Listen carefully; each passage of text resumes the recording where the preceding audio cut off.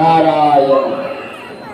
நாரதரை பார்த்து சிவபெருமான் கேட்கின்றார், நாரத பெருமானே, வைகுந்தத்திலே எனது மைத்துனரும் தங்கை நலமாக இருக்கின்றார்களா என்ற நலங்கள் எல்லாம் சார்த்துவிட்டு வைகுந்தத்திலே இருக்கின்ற நீ ஏன் கைலாய மலைக்கு வந்திருக்கின்றார்?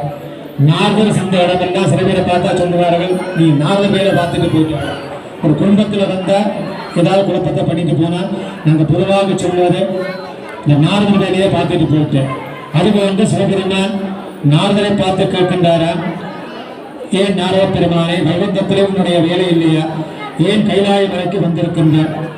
இங்கே என்ன நாடகத்தை நடத்த போகின்றார்? நாரதர் கலகம் நன்மையிலே முடியும் என்று சொல்லுவார்கள். அதுபோன்று இந்த துரோகனியை எடுத்து வந்திருக்கின்றேன் பெருமானே.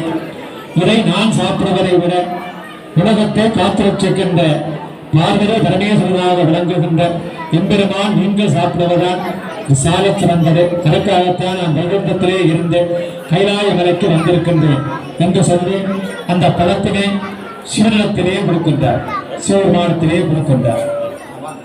ஈஸ்வரா, பெற்றுங்கள் மாங்கனி.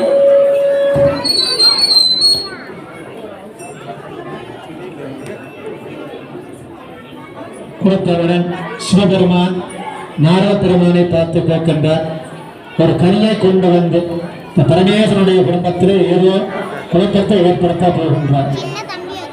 ஆகையாலே இந்த பழத்தினை நான் சாப்பிடுவதை விட உலகத்தையே காத்து வச்சுக் கொண்டு இருக்கின்ற எனது வர்த்தஞான